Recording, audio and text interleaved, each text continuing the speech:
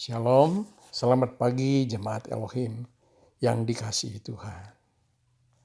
Saya selalu meminta kepada Tuhan supaya saudara selalu sehat dan selalu ada di dalam perlindungan Tuhan yang Maha Kuasa. Saudara, mari kita berdoa. Bapa Sorgawi, kami sungguh bersyukur bahwa Engkau tidak pernah meninggalkan kami, bahwa Engkau selalu menyertai kami. Sungguh kami berterima kasih di dalam nama Tuhan Yesus Kristus. Hari ini kami akan berbakti kepadamu. Kami akan mendengarkan firman-Mu. Urapi kami sebagai umat-Mu. Kami mohon supaya kami diberikan yaitu karunia, pengertian, dan karunia hikmat untuk mengenal Engkau, mengenal firman-Mu dengan benar, dan mengenal kehendak-Mu. Tuhan, terima kasih Tuhan. Bapa, urapilah oleh Roh-Mu yang kudus, bahwa kami untuk setia selalu hidup mengasihi Engkau. Terima kasih urapi aku sebagai hamba-Mu. Urapi firman-Mu Tuhan, biar firman-Mu ini menjadi berkat. Terima kasih Bapa, dalam nama Yesus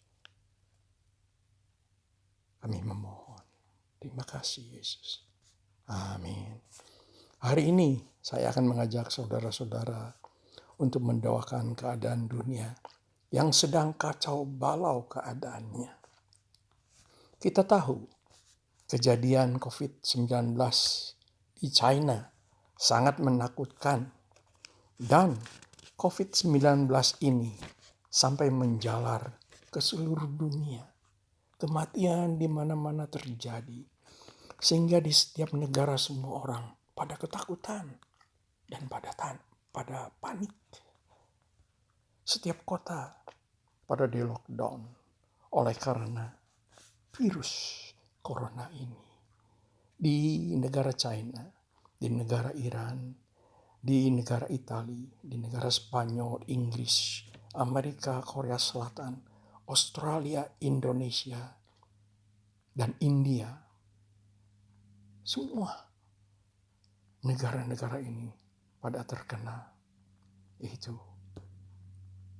coronavirus, sehingga banyak kematian terjadi di mana-mana.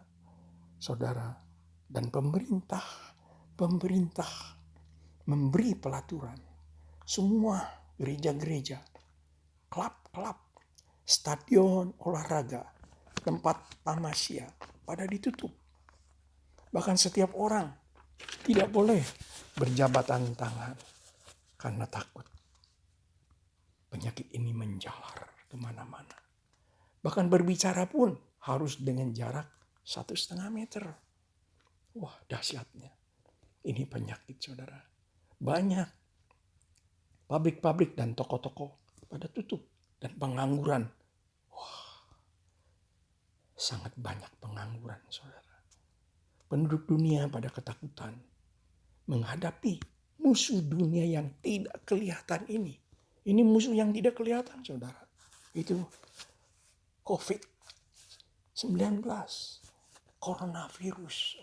Wah, benar-benar saudara, benar-benar dahsyat. Oleh sebab itu, saudara-saudara yang dikasihi Tuhan, mari kita bersama-sama menyelidiki dan melihat dengan mata rohani kita. Ada apa di belakang COVID-19 ini? Saya akan menjelaskan kepada saudara.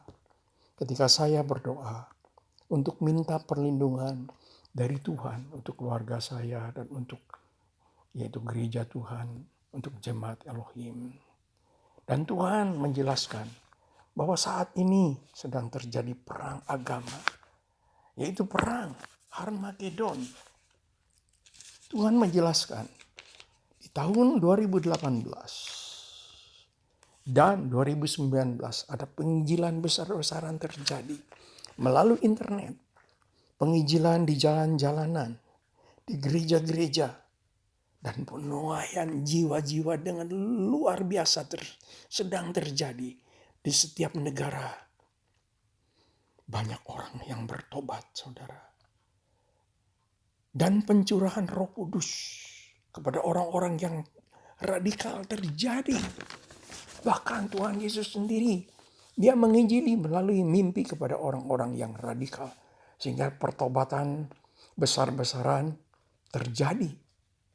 Sekarang inilah yang terjadi seperti yang tertulis di kitab Wahyu. Pasal 16 dan 17. Itu perang Harmagedon. Perang antara Tuhan dan iblis sedang berlangsung dengan hebatnya. Dan kita sebagai yang percaya pada Tuhan, yaitu kepada Tuhan Yesus, bahwa iblis sudah dikalahkan oleh darah anak domba. Dan oleh kesaksian orang-orang yang percaya. Kita amin, saudara. Kita amin bahwa kita adalah umat pemenang, saudara. Tapi kita harus waspada. Kita harus berjaga-jaga. Kita harus selalu lengket dengan Tuhan, saudara. Sekalipun firman Tuhan mengatakan bahwa iblis sudah dikalahkan. Tetapi iblis tidak mau diam, saudara. Iblis dan antek-anteknya sedang melawan dan memblokir pekerjaan Tuhan dan mengacaukan penginjilan. Saat ini terganggu dan gereja-gereja ditutup untuk sementara waktu dan semua orang dihantui perasaan ketakutan termasuk anak-anak Tuhan. Saudara, iblis dia memberikan roh ketakutan kepada semua penduduk dunia, saudara. Sehingga semuanya kacau balau, saudara. Tapi firman Tuhan berkata, Yakobus 4 ayat 7. Tunduklah dan mendekatlah kepada Tuhan.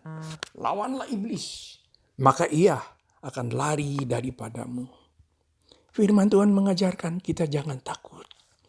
Kita mempunyai pembela yang setia, yaitu Yesus yang pernah mati untuk kita dan bangkit kembali. Dia setia, saudara. Dia sekarang di sorga sedang berdoa untuk menolong kita. Oh, terima kasih Tuhan. Yeremia 33 ayat 3. Tuhan berkata, berserulah maka Tuhan akan menjawab. Di dalam ayat yang ke-6-nya, Tuhan akan mendatangkan kesehatan dan kesembuhan serta keamanan kepada dunia. Itulah janjinya, saudara. Itu janji untuk semua penduduk dunia. Kalau kita mau berseru, saudara, mau humble, mau datang kepadanya, kita pasti dibela, saudara. Pasti kita dipulihkan. Keadaan dunia pasti dipulihkan.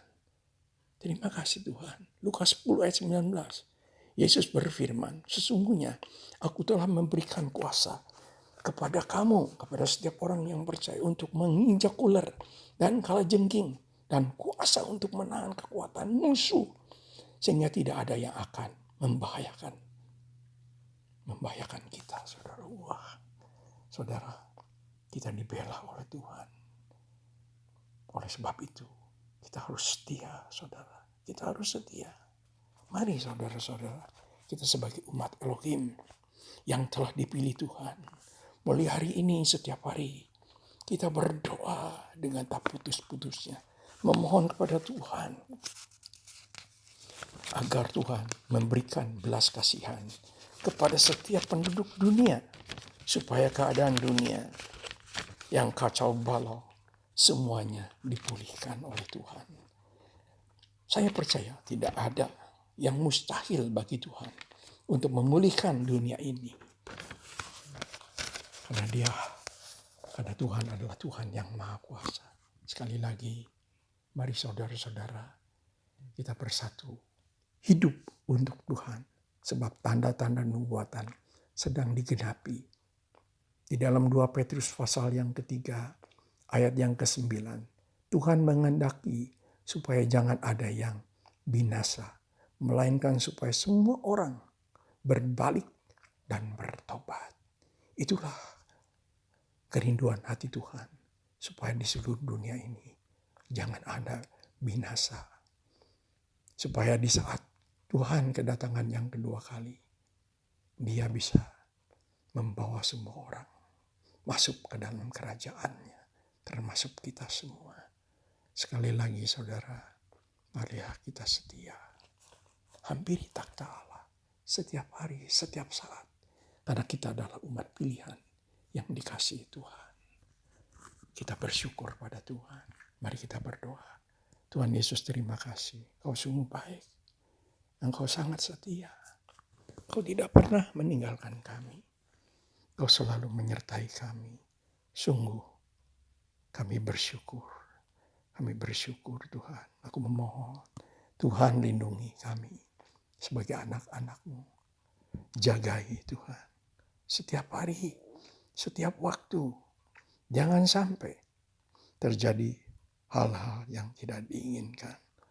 Dan aku minta Tuhan, aku memohon Tuhan, supaya kami selalu dilindungi oleh Tuhan. Dan berkati kami Tuhan. Biarlah berkat yang Kau berikan kepada Abraham, Ishak, dan Yakub tercurah bagi kami yang sudah beribadah kepadamu, yang sudah mendengarkan firman-Mu. Terima kasih Tuhan Yesus. Kami mengasihi Engkau Tuhan. Engkaulah segalanya dalam setiap kehidupan kami. Sekali lagi terima kasih Bapa, Putra, dan Roh Kudus. Dalam nama Yesus. Semua katakan amin.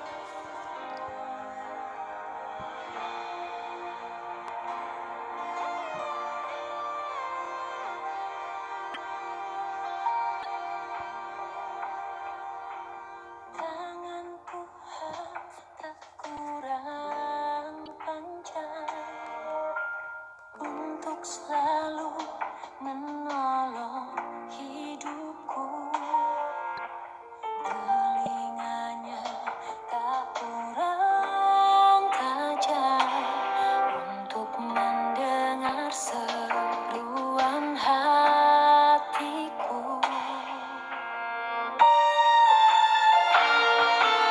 Ada mujizat dalam bersyukur. Engkau tempat perlindunganku, Tuhan, imanku tetap teguh dalam-Mu. Ku menang bersama-Mu.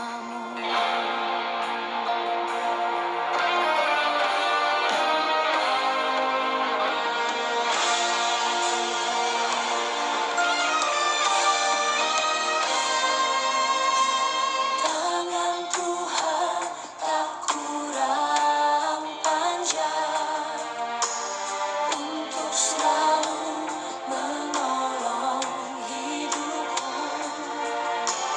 Telinganya tak kurang tajam untuk mendengar seruan hatimu. Mujizat dalam bersyukur. Engkau tempat perlindunganku,